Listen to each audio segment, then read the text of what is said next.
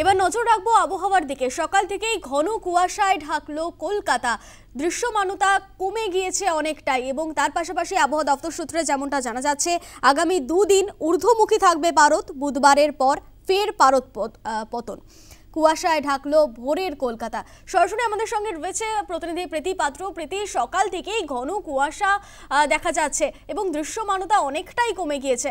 আর কি কি জানতে পারছো আবহাওয়া দপ্তর সূত্রে?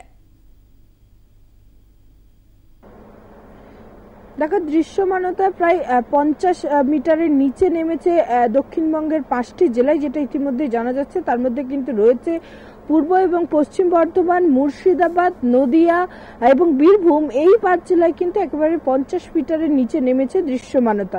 এবং তার পাশাপাশি শহর কলকাতা সহ তার চেয়ে আরও পার্শ্ববর্তী এলাকাগুলি রয়েছে, সেখানেও কিন্তু সকাল থেকে মাঝারি কুয়াশার দেখা মিলছে এবং বেলা বাড়ার সঙ্গে সঙ্গে সেই কুয়াশার পরিবর্তন হলেও কিন্তু আংশিক মেঘলা আকাশ থাকবে, এমনটাই হাওয়া অফিসের তরফ থেকে জানানো হচ্ছে।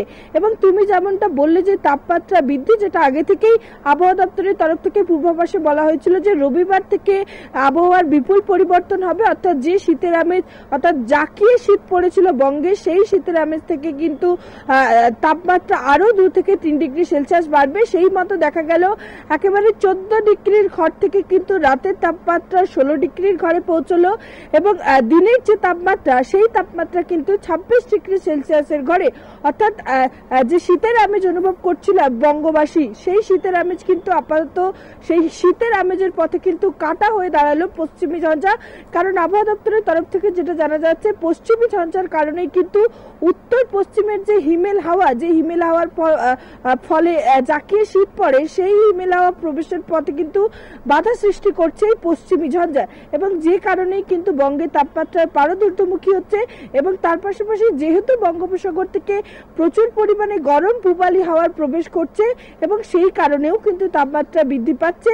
এবং যেটা জানানো হচ্ছে, বুধবার থেকে কিন্তু ফের একবার তাপমাত্রার পতন ঘটবে। বুধবার থেকে যে তাপমাত্রা ঊর্ধ্বমুখী হলো, অর্থাৎ 2 থেকে 3 ডিগ্রি, আবার সোমবার অর্থাৎ সোমবার এবং মঙ্গলবার কিন্তু 4 ডিগ্রিও বাড়তে পারে তাপমাত্রা। অর্থাৎ স্বাভাবিকের থেকে 3-4 ডিগ্রি সেলসিয়াস তাপমাত্রার পারদ ঊর্ধ্বমুখী থাকবে। সেই তাপমাত্রার পারদ কিন্তু আবারও বুধবার থেকে নিম্নমুখী হবে এবং শুক্রবার আবারও শহর কলকাতায় 11 ডিগ্রির নিচে নামতে পারে তাপমাত্রা, এমনটাই হাওয়া অফিসের তরফ থেকে পূর্বাভাসে বলা হয়েছে।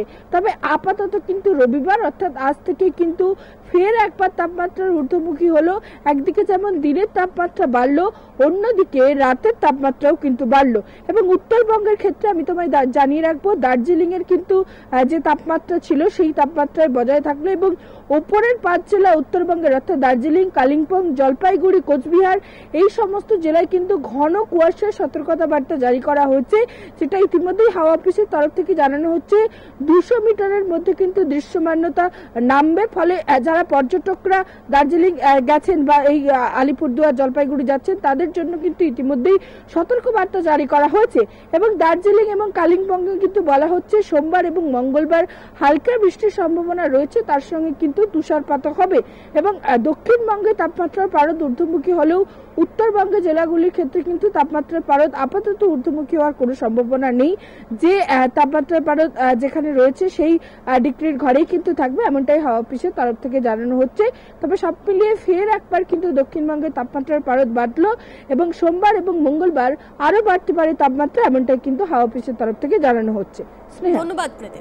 যেমনটা জানা যাচ্ছে, আবহাওয়া দপ্তর সূত্রে অনেকটাই কমে যাবে, অনেকটাই বাড়ছে তাপমাত্রা এবং উত্তরবঙ্গের সমস্ত জেলাতে কিন্তু একইভাবে তাপমাত্রা বজায় থাকবে এবং আগামী বুধবার থেকে আবারও তাপমাত্রা কমবে বলে আবহাওয়া দপ্তর সূত্রে জানা গিয়েছে।